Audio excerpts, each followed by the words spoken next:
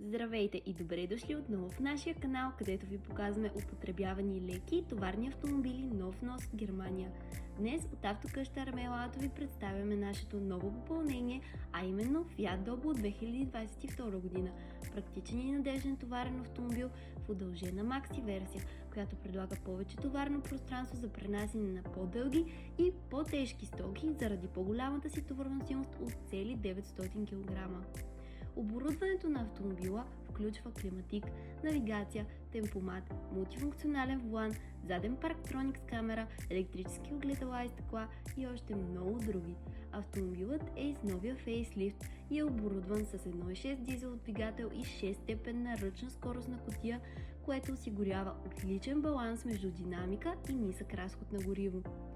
Покрива стандарт Евро 6 и се води категория N1, което означава, че има по-нисък годишен данък и икономична поддръжка. Автомобилът е нов внос от Германия, без удари и е в отлично техническо състояние. Товарното и пътническото пространство са много добре запазени, а гумите са на около 90%. Предлагаме възможност лизинг за одобрение за 2 часа. А сега ви оставяме да се насладите на гледката.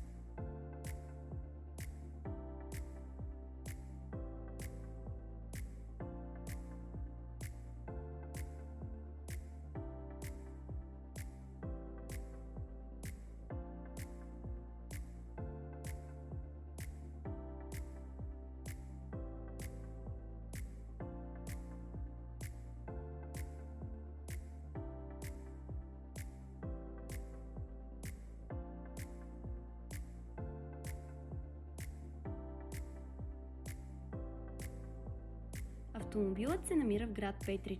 За повече информация и оглед, свържете се с нас на посочения телефон в описанието. А ако този автомобил не ви е по вкуса, ние предлагаме индивидуална поръчка на автомобил по ваш избор от Европа. Свържете се с нас още днес за повече информация. И не забравяйте да се абонирате за канала ни. Благодарим и до скоро!